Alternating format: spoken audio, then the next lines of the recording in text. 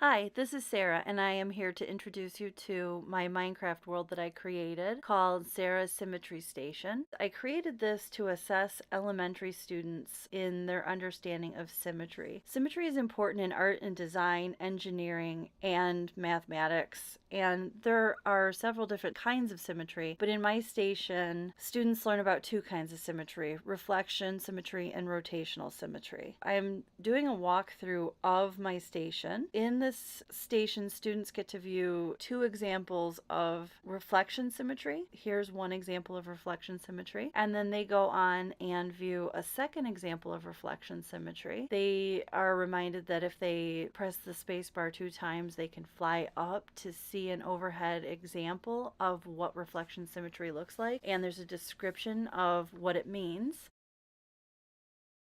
And after they've viewed two examples of reflection symmetry, they go to a third location where they see that there is a design started, and then they're to look at the design and complete the design based on the type of symmetry that they just read about. So this is reflection symmetry, and they'll use the different types of wool blocks to fill in the pattern. Students understand that they can use the green blocks to build on, and when they're finished, they're supposed to take apart what they've already built. There are red do not build blocks in other locations, so that prevents them from accidentally taking apart the rest of the structure.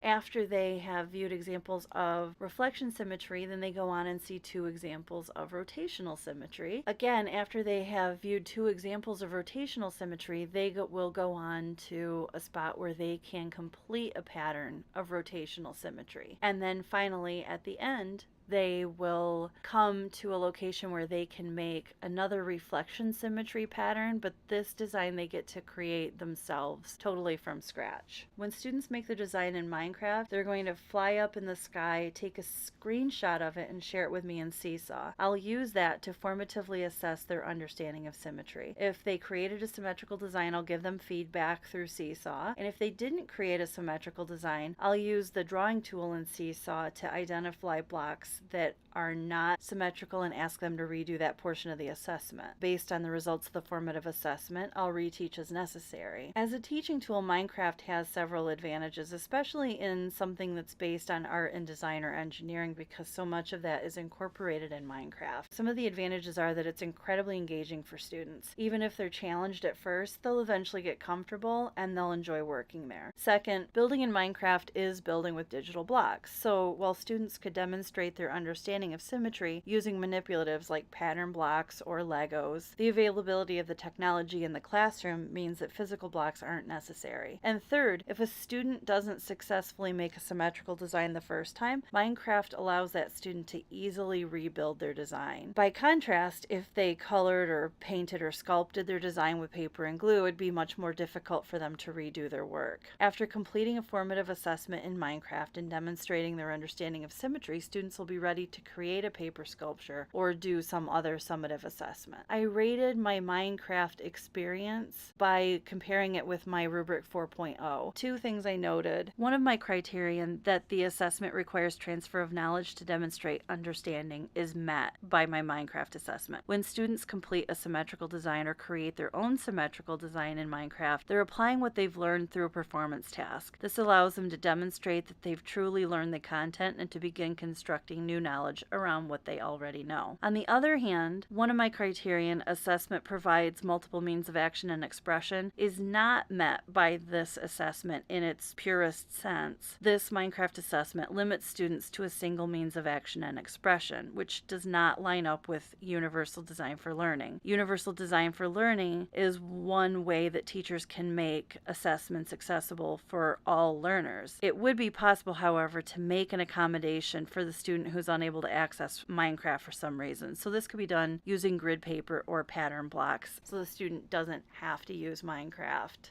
if that doesn't work.